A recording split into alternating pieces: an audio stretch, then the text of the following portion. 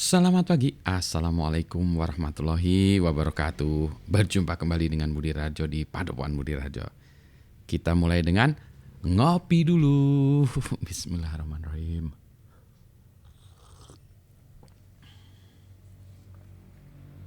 Wah, sedap sekali kopinya.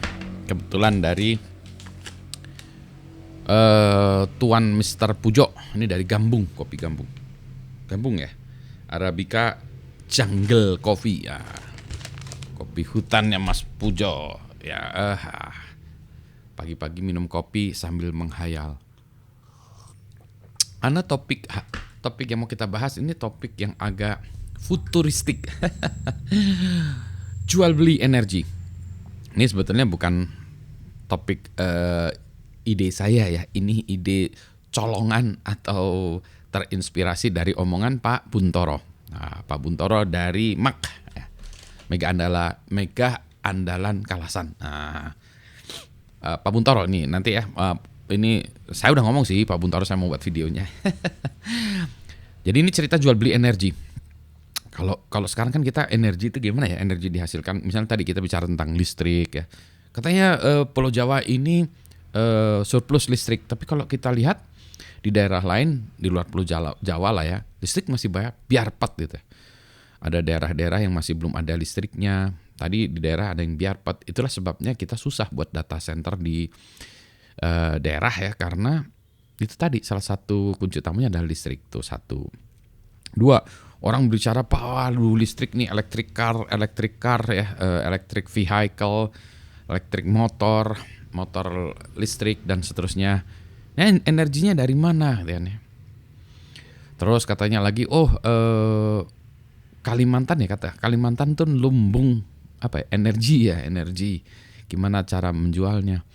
Orang bicara juga tentang grid system, campur tangan energi gitu. Dan kalau dipikir-pikir tuh gini, kita ada sumber energi mau dipakainya di sini. Nah, susahnya gimana ya? Nah, biasanya disalurkan dengan menggunakan kabel. Kabel itu transmisi ya. Jadi listrik sini transmisikan dipakai di sana. Jadi kalau listriknya dari Kalimantan mau dipakai di Pulau Jawa gimana? Nggak harus transmisikan. Buat kabelnya susah, mahal, nyebrang laut itu. Wah, nggak mungkin. Pak Buntoro bilang, kenapa nggak dikapalin aja? Energi dikapalkan dalam bentuk apa? Wah, kalau dalam bentuk batu bara dikapalkan, nilai tambahnya kecil ya. Gimana kalau energinya itu dihasilkan lokal, kemudian di charge ke power bank. Ya, ini kalau kita gambarannya sekarang tuh power bank, tapi bentuknya bisa lain-lain ya. Some kind of energy storage system ya, power banknya segede apa? Segede kapal. Jadi listrik di-generate, di-charge-kan ke power bank segede kapal gitu. Terus kapalnya itu pindah ke Pulau Jawa, bisa pindah ke Singapura, bisa dipindah ke Malaysia, dijual di situ listriknya. Jadi listrik dari Kalimantan di-charge power bank, dipindahin ke Pulau Jawa, power banknya nge-charge lagi untuk listrik di situ, terus balik lagi power bank lagi. Jadi transmisinya menjadi transmisi fisik. Itu kayak mindahin data karena transmisi internet itu kan lambat dulu ya. Dulu pertamanya pakai radio tuh bandwidthnya kecil banget ya. Radio kayak radio amatir, pakai radio. Kemudian mulailah pakai kabel koper ya, kabel telepon biasa. Terus sekarang pakai fiber ya. Fiber tuh cepatnya luar biasa. Ketika zamannya masih bahkan masih koper sekalipun, kan kita ngangkut data tuh susah ya. Misalnya saya punya data dulu data 100 mega tuh banyak. Baikkannya kalau sekarang tuh, kalau 100 mega dulu tuh mungkin sekarang 100 terabytes datanya. Voucher Anda isinya cuma 10 mega atau 10 giga. Mau transfer 100 tera gimana caranya? Lebih baik dikopikan ke hard disk atau dikopikan ke flash disk, terus flash disknya dibawa.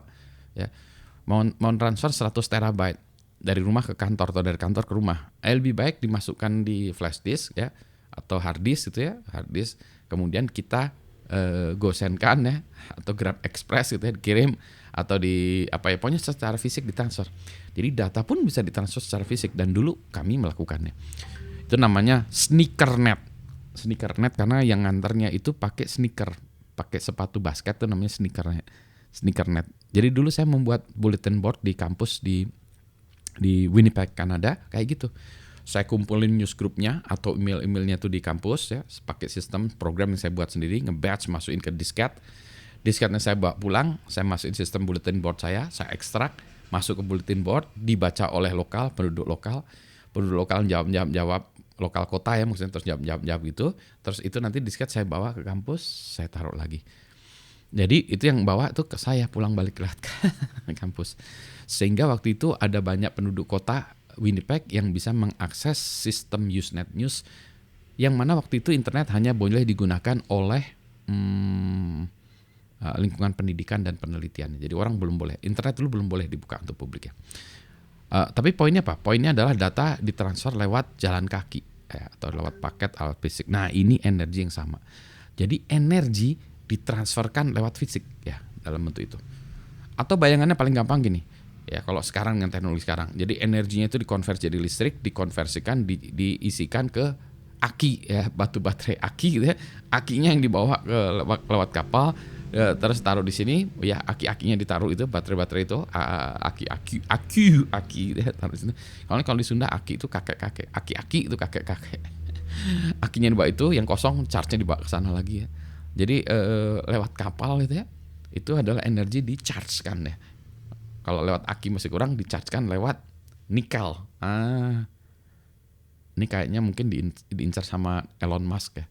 Kalau kita bilang, wah itu nanti tidak efektif, tidak efisien segala macam, Elon Musk will think about it. Elon Musk akan kasih solusi. Jangankan soal gitu, pergi ke Mars pun dia cari solusinya. Pergi ke Mars, lu bayangin, Mars jauh banget. Soalnya sekedar nyimpen energi aja nggak bisa ya. Jadi jual beli energi lewat itu. Pertanyaannya kalau kayak gitu nanti masih harus dimonopoli oleh PLN nggak ya? Nah, itu masalah terpisah ya.